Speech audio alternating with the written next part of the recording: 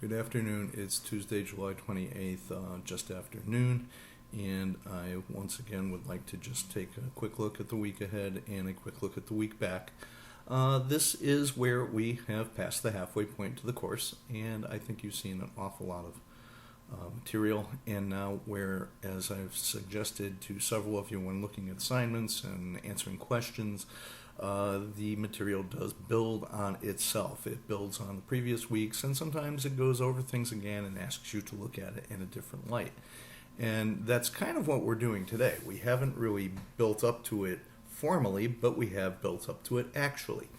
And so let me just start off by looking at week 5 for a change, and then I'll go back to week 4, maybe contrast things a little bit. Week 5, we're looking at a subject that is kind of universal, and that subject is change. And we are in a time, historically, where change is extremely rapid, and technological change is probably the thing that comes to mind for most people. But you're seeing organizational change, you're seeing societal change, you're seeing recognition of things that haven't changed and maybe should. It is kind of a tumultuous time to be, frankly, to be alive. And if you really look at it, as many historians and historians of science and historians of technology will tell you, we've probably gone through more change in the last 50 to 60 years than we went through in the previous 600 years. So it is quite, as I just said, the word tumultuous time. And one thing we can know about change is it in itself is, by definition, it's a disruption. It's not what you've always done. It's not doing things the same way.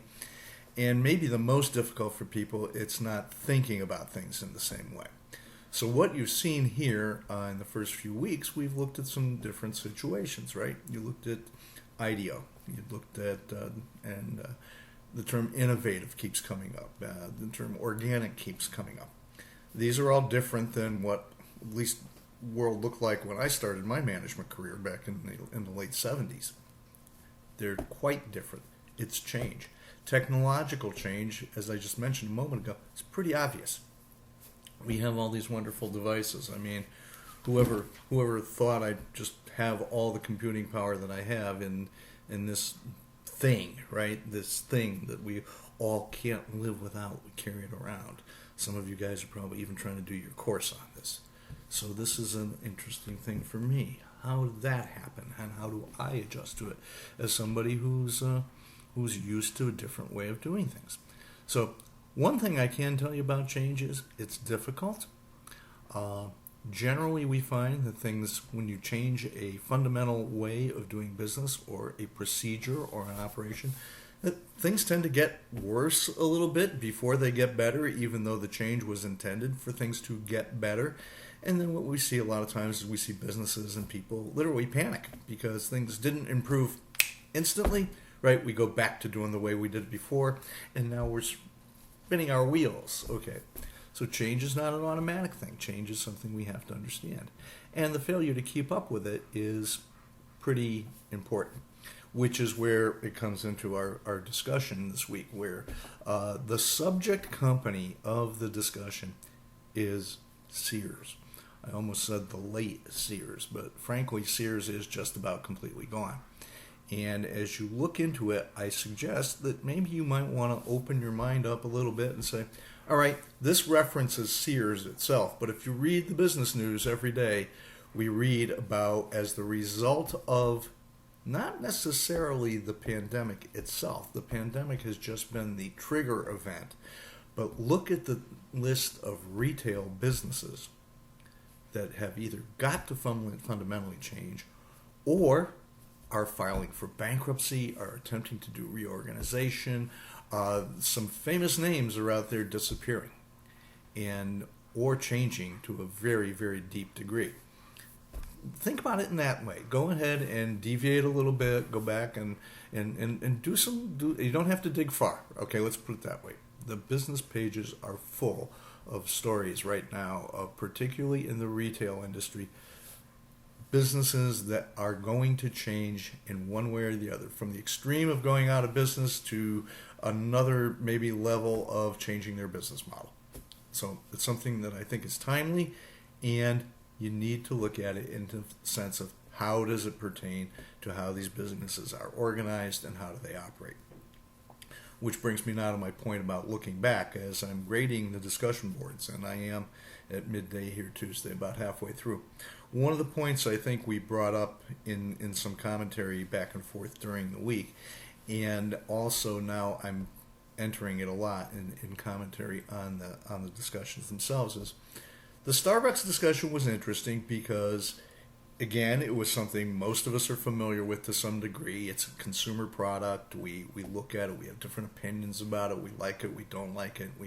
We have different suggestions for them.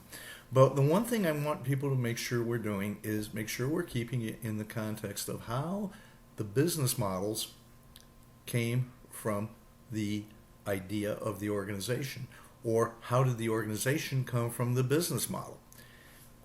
What we saw last week in the discussion is a lot of us engaged in discussion that was almost a marketing and a consumer behavior and a consumer preference discussion.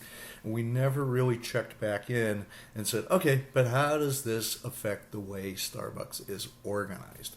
How does this affect the way they do business? Why are they not a franchise company? Why are they looking at different markets? Do they have to do things differently in these different markets?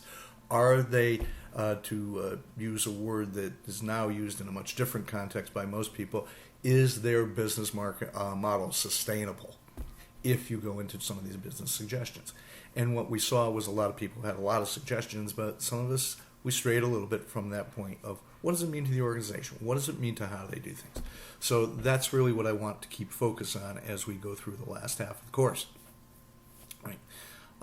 Change is a big topic, okay? I could go on for hours, and therefore I won't. I have done an awful lot of theoretical work in it. I have worked in it as a consultant. I've worked with a lot of companies in a lot of different industries. The one thing I can tell you is it's difficult. For some, it's even painful. Does it have to be painful? No, if you plan for it and understand it. So take that with you as you look at the discussion this week, as you look at the assignments for this week, and understand the process. It's not as simple as it looks. A lot of you will, I'll be very honest with you, I'm not that enamored of Lewin's model. A lot of you are going to like it, but we'll talk about it as we go. So, those kind of things, keep an open mind. I try to. I hope you do. There's not one solution for this at all. Change is definitely not a one-size-fits-all issue, and I think we're going to see how it works for a lot of companies, and how what works for one doesn't necessarily work for another. All right, again, as usual, if you have any questions, please contact me. Thank you again.